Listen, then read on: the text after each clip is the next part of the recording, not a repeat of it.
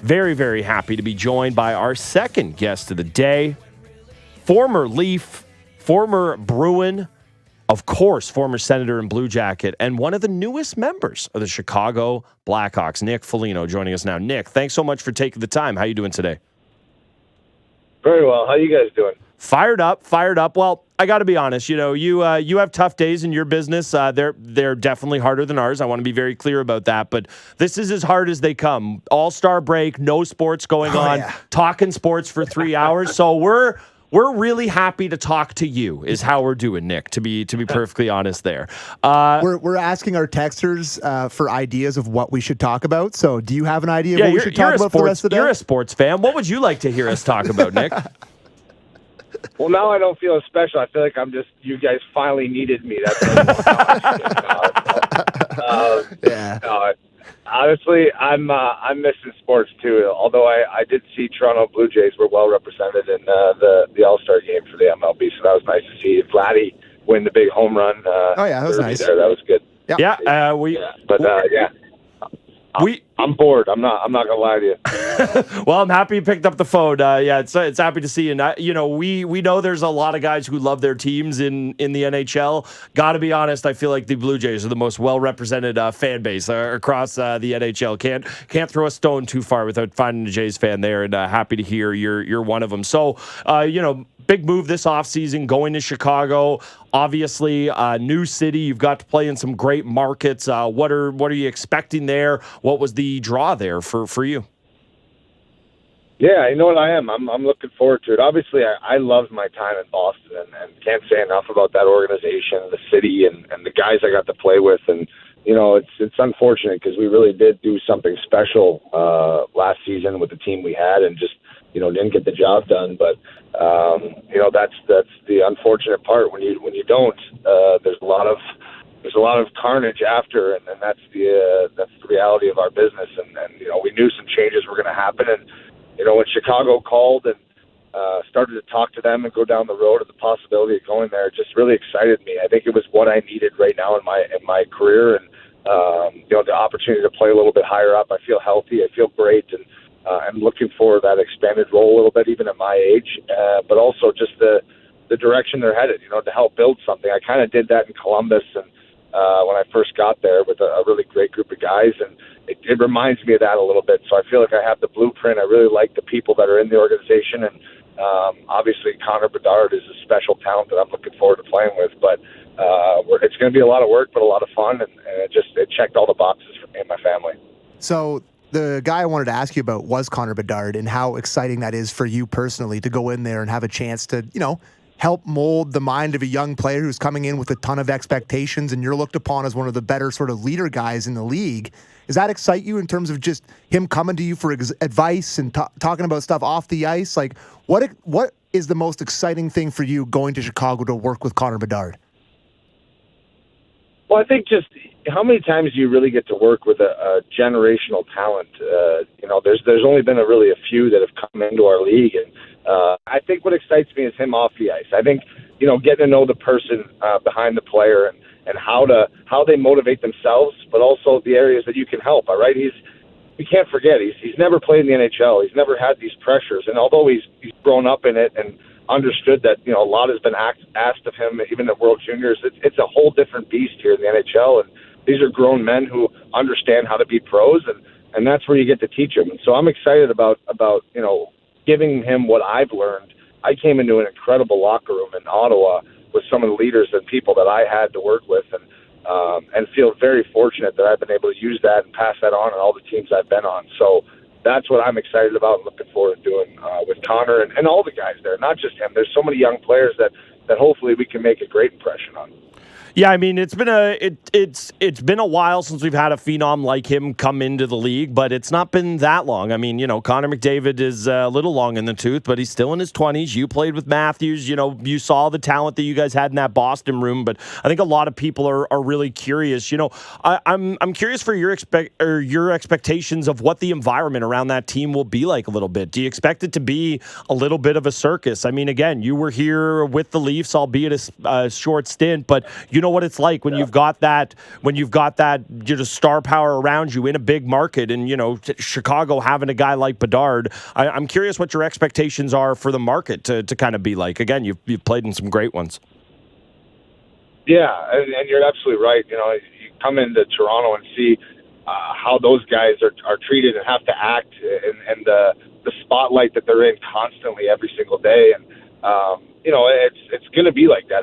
You can't hide from it. This is just the reality of the world we live in, and it's great for our league that the access that they have to great players. But you talk about Matthews in the room and the spotlight that they're in. You can't hide from that.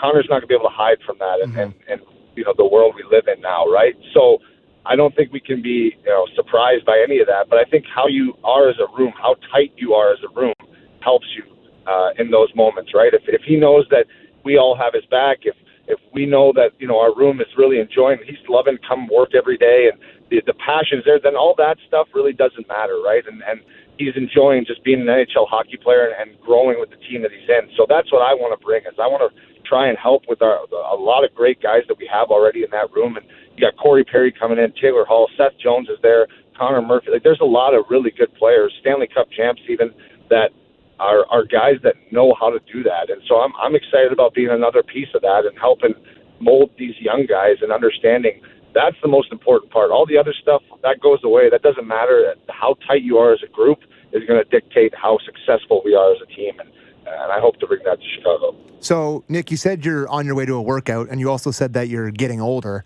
How have your workouts changed as you've gotten older? Like, what are you doing now that you weren't doing when you're younger, or vice versa? I feel like I'm working harder now. But you know what? You do. You have to. That's something I've always been really cognizant of, and feel like especially playing as long as I have, you have to be at the top of your physical conditioning and shape. And it's funny. You do a lot more probably flexibility and functional movement things as you get older, just to stay loose. But it's something that I know, and having a dad who played, how important that aspect is of your career. And not even just look at even the past few years, like obviously last year was an unforeseen break in my leg, but the injury prevention that I've actually been able to have. I got unlucky coming to Toronto with my back, and after that, but there were some things that spiraled in my first year in Boston. But for the most part, I've been able to stay away from some serious injuries, and it all comes back to how you train and how you prepare your body for each NHL season. And I've been lucky in having a great trainer and people to work with. And, it's not so much I changed things as I've gotten older. I think I'm just more dialed into the flexibility aspect, the functional movement aspect, so that I'm able to still perform as your body just, has a lot of miles on it, so to speak. So, I mean, one thing that guys you always talk to in the league that are, have been in the league a long time and are getting older is the speed of the game that it's played at now. And I'm just interested, like, do you work on stuff to try to stay lighter on your feet? Like, I'm always blown away by how fast the younger players have come into the league now. It just seems like it's changed so much for the new generation. Oh, it's true. It's incredibly fast. I mean, I can't, from when I came in the league, I can tell such a difference in the speed. I always laugh. You come to training camp, there's always like a couple weeks before where you're skating with all the young kids. Yeah. And, they're excited. So everyone's just flying around the ice, and you're like, I might not make the team this year, and then you get out there. And then you get out there and you realize, well, there's something about speed, but there's also about knowing what you're doing with your speed and how to get there. And that's where I think as an older player, maybe you're not as fast as you are with these kids, but you can think the game so much faster than them still. And that's where, I work on my foot speed. It's so important, absolutely. But, maybe I'm not going to beat a kid down the ice in a straight sprint, but how many times do you really do that in a game, right? So it's how do you move the puck fast enough? How do you get into places where it's going to be? And so those are all things I work on. But absolutely, you're always trying to train and get better and improve your foot speed. But I think it's also understanding the game within the game, and I think that's where older players excel. And and that's something that I've always tried to work on and make sure that I'm sharp with as you get older. Yeah, and 35 years old. There are less and less of you guys in the NHL as we go year over year. I was just looking at your junior teams here. You got a little side bet going with Mark Stahl of which one of you two can hang on longer there. I see the both of you both still putting it out there at a pretty ripe age in the NFL or NHL. You got a little side bet going with your old teammate. Yeah. I had a good laugh because he had Torts in New York, and then he had warned me when Torts came to Columbus how tough he was, and so I said, man, you're a glutton for punishment going back to Torts in Philly, but I'm happy for him, and he's such a great guy, and I think we're both chasing that thing that's eluded us right now, which is a cup. And hey, man, it's funny how you get to a certain age and you remember coming to the league like, oh man, I'm 35, those guys are so old. I'll never get there. That's a long ways away. And now we're those guys and still playing. I think that, speaks volumes about us as players, but as people. And Mark's one of those guys that's just been a great vet for a long time now and a great player. And, I'm happy that he's still playing. Makes me feel younger because he's still older than me, so it makes me feel younger. So, I mean, you've been we've been talking about the markets that you've played in the last 3 here with Boston. You come to Toronto, obviously, and now you're going to Chicago. But those are 3 unbelievable jerseys, Nick. And I'm a big jersey guy, and I don't know, which one of those do you think is the nicest? Oh, I think I know what he's going to say. Man, I don't know, man. I got to be honest. I was pretty when I got to Toronto and just put that leaf on. I was pretty excited. Just it's something I watched my dad wear. I think there's a lot of history there for me. But then you go to the Spoke B, which is just a gorgeous jersey as well. And I got to be completely honest with you, I got the Chicago Blackhawks gear finally the other day, and I opened up my bag, and man, that is it's a pretty the colors, and I don't know. I think I had a lot. We always had that conversation like, what's the best logo? And I don't know. That might be up there for me, having seen it now and like really, it's a special one. So I'm very thankful, obviously, that I've been able to play for some great teams. Somebody asked me, are you just knocking down all the original 6 teams here or what at the end of my career? But I'm really excited about being a Blackhawk and going on this adventure with this team, and I'm really excited about getting to know these guys in the city and going from there. I didn't mean to disparage the wonderful jerseys of the Columbus Blue Jackets, Nick. Sorry, I didn't. The story jersey of the Jackets. I didn't mean to disparage them either. Yeah,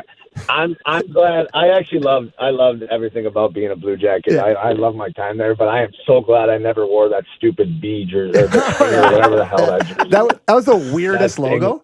Oh, that was the weirdest, worst logo I've ever seen. So I'm glad I wore the star. That was those colors. Nice colors, for sure. Of the Blue Jacket.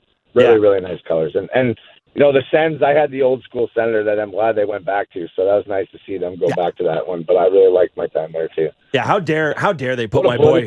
What a politically correct answer. Yeah, you're crushing it. The PR right now is hold on. We didn't give a shout out to the Sudbury Wolves and their beautiful wolf that crosses the rafter when they score. So we just want to make sure to touch all our bases. The Sudbury Wolves are actually my favorite junior jersey. They're gorgeous.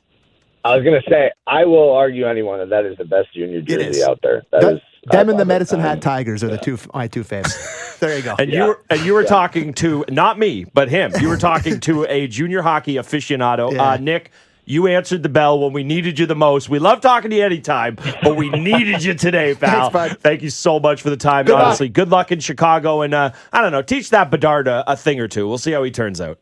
Maybe teach him how to shoot. Yeah, thanks. Yeah, for sure. That's what I'm going to give him all my shooting tips for sure.